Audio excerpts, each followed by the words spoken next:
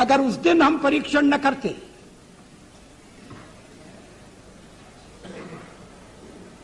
तो वो उनका वक्तव्य भ्रम पैदा कर सकता था।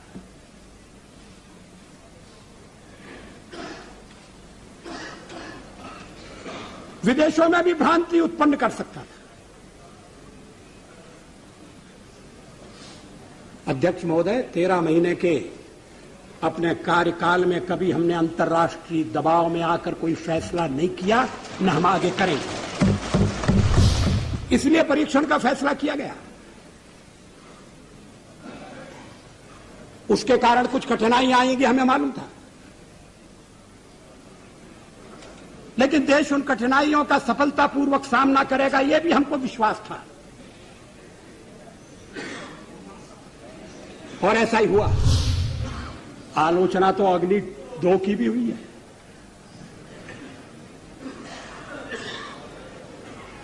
और उस दिन बड़ा विचित्र दृश्य उपस्थित हुआ जब सवेरे हमने अखबारों में पढ़ा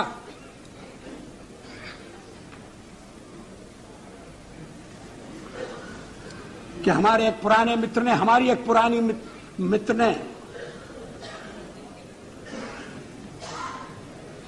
हमारे ऊपर दोषारोपण किया कि हम दबाव में आ गए हैं, इसलिए अग्नि 2 का परीक्षण रोक दिया गया है।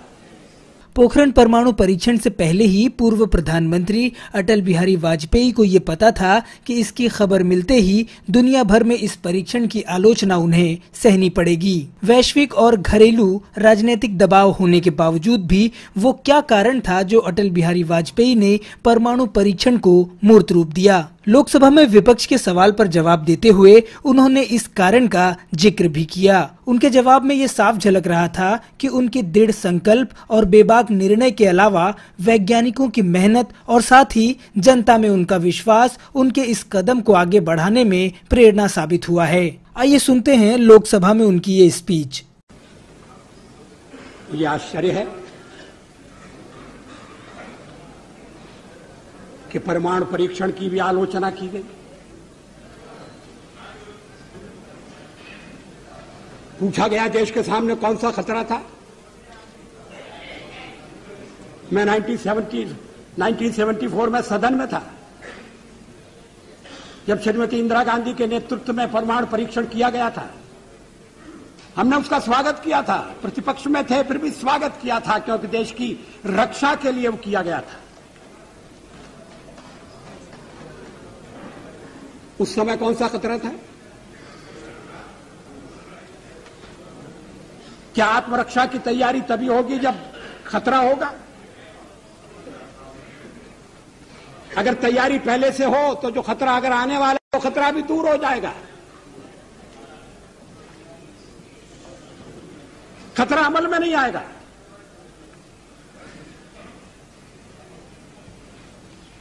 और इसीलिए हमने परमाणु परीक्षण करने का फैसला किया। हमारे कार्यक्रम का अंग है, उसमें लिखा हुआ है। कोई छुपी हुई बात नहीं थी, कोई रहस्य नहीं था।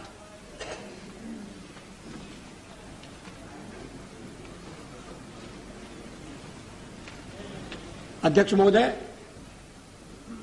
परमाणु परीक्षण के बारे में श्री चंद्रशेखर जी ने कुछ विचार व्यक्त किए हैं।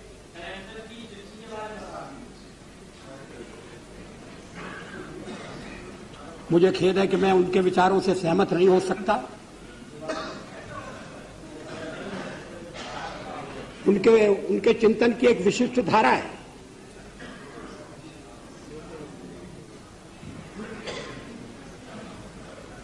लेकिन 50 साल का हमारा अनुभव क्या बताता है?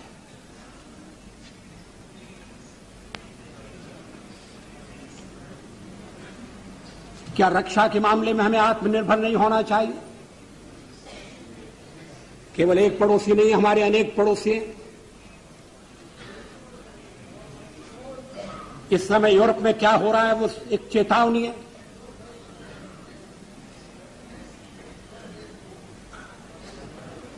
पोखरण 2 कोई आत्मश्लाघा के लिए नहीं था, कोई पुरुषार्थ के प्रकटीकरण के लिए नहीं था। लेकिन हमारी नीति है, और मैं समझता हूं ये देश की नीति रही है,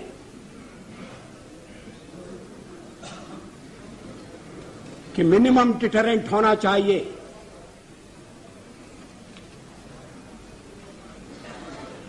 वो क्रेडिबल भी होना चाहिए।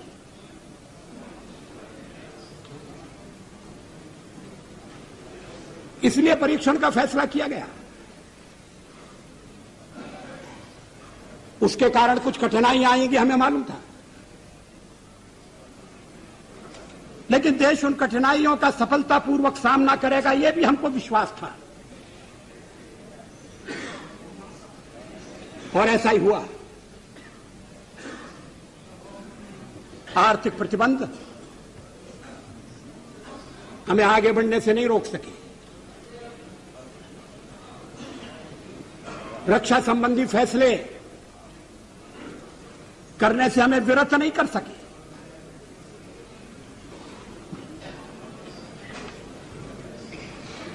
लेकिन परीक्षण के साथ हमने यह भी ऐलान किया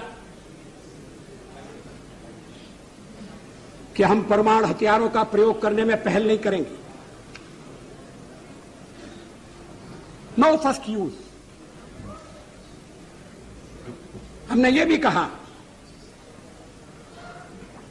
कि जिनके पास परमाणु शस्त्र नहीं है, हम उनके विरुद्ध उनका उपयोग नहीं करेंगे।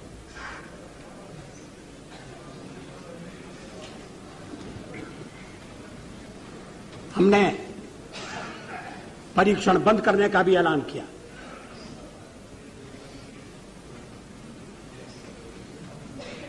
सचमुच में पोखरण में हम एक और परीक्षण कर सकते थे,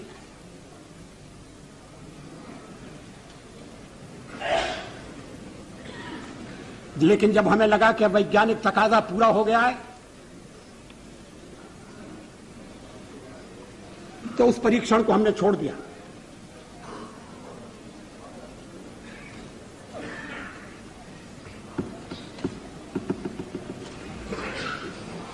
एटमी हथियार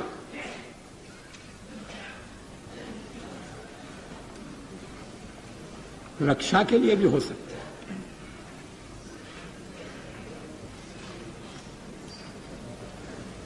युद्ध टालने के लिए उनका प्रयोग हुआ है।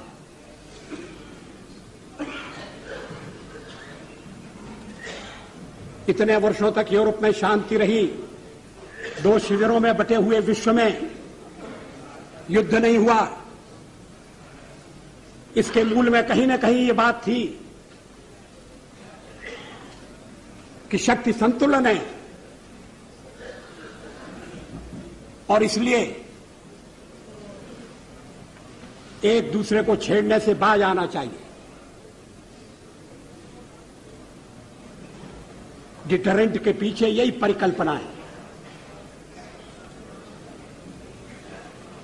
इस पर सारा सदन विचार करे, इस बात की आवश्यकता है।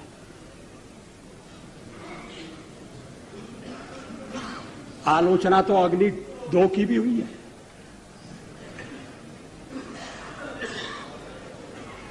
और उस दिन बड़ा विचित्र दृश्य उपस्थित हुआ, जब सवेरे हमने अखबारों में पढ़ा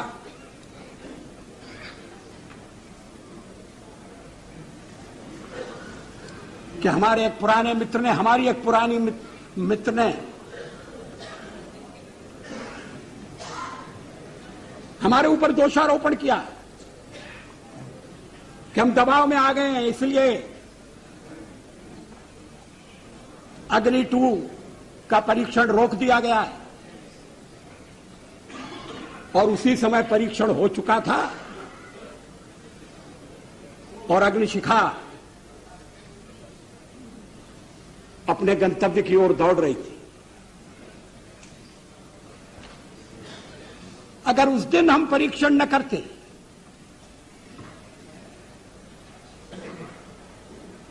तो वो उनका वक्तव्य भ्रम पैदा कर सकता था।